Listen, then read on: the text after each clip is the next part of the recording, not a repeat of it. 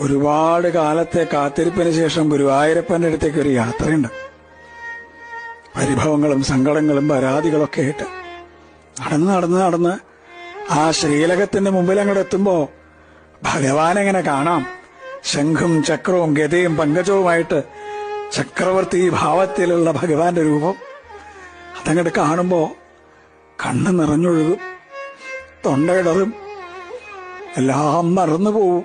പരിഭവങ്ങളും സങ്കടങ്ങളൊക്കെ. ഗുരുവായൂരപ്പാന്നൊരു വിളിയുണ്ട്. ആ സമയത്ത് ശ്രീലകത്തുനിന്നൊരു നോട്ടമുണ്ട്. കാരുണ്യത്തിന്റെ കടലായ കണ്ണന്റെ നോട്ടം.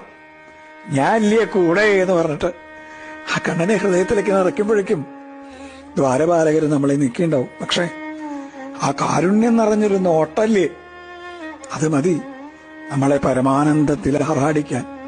കൃഷ്ണ ഗുരുവായൂരപ്പ.